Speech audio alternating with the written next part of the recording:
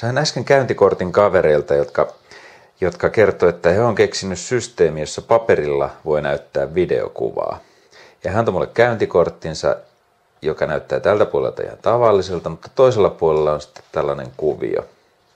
Jokaisella on sitten oma kuvionsa. Tämä on nyt pakko tarkastaa kyllä, että kuinka tämä heidän homma toimii. Täällä kortin takana on ohje, minne nettisivulle täytyy mennä, että tämä homma toimii.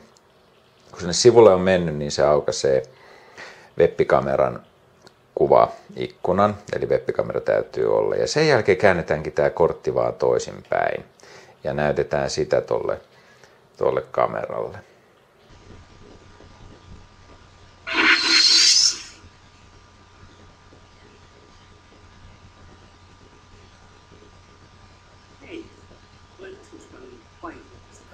Muita käytännön sovelluksia, tällainen hauska juttu, niin voisi ajatella, että tällä pystyisi toteuttaa esimerkiksi ohjeita, että jossain esineessä on tollainen koodi ja kun sitä näyttää kameralle, niin sieltä tulisi ohjeita tai tarjouksia, jos lehdessä on tuommoinen koodi ja sitä näyttää kameralle, niin sieltä voisi tulla lisätietoja tai tarjouksia ja monia muita vastaavia.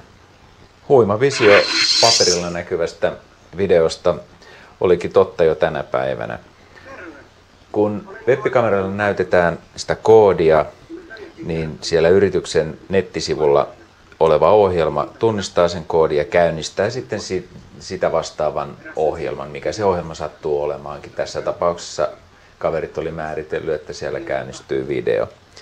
Videon he olivat tehneet itse ja Adobe Premiere-ohjelmalla sitten liittäneet sen tähän nettisivulle.